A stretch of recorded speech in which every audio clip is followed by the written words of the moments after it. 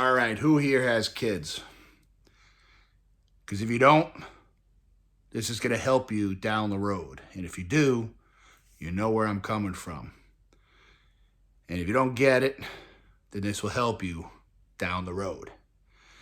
So having 5 kids, it makes you kind of look at your life in its entirety. One of the things is how you were raised, experiences you had, and how to make better choices for your kids, even though your parents may have done a phenomenal job with you. There's a lot to mess up when you have a child. And I think to realize that very often we're going to make mistakes, but that's what makes us human, because no one looks up to you more than your children. And I have 5 kids, and it's a never-ending process, and all 5 of them are completely different. And if I look at my older daughter, who, God bless her soul, she was like our trial and error. Things get a little easier, but what tends to happen, especially if you have a lot of children, is that number 5 feeds off all of them, and it's like a whole new energy coming at you, man. It's like someone all of a sudden got 50 snowballs, and they're just rifling them at you, and you're like, shit. But one of the biggest things I like to be honest with my kids is life a lot of times is going to suck and be tough. It's going to be painful. There's going to come times where you feel hurt.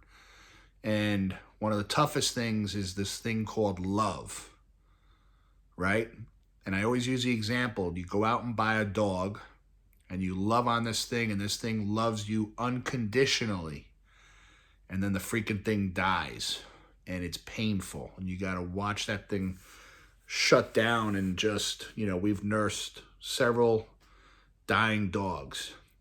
But the pleasure in that, if you could say pleasure, is watching your children embrace that love and embrace that hurt and go through the experience and realize that that's a natural transition in life.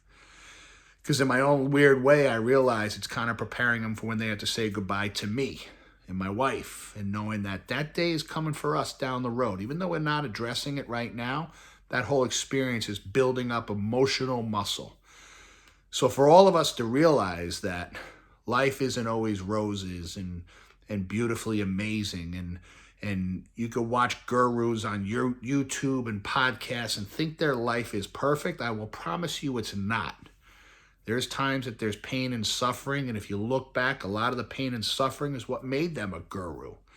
So don't hold yourself and match yourself up to these people. Realize that we're all human, and we've all been through the pain. We've all been through the struggle, because if anyone tells you they haven't, they're lying to you.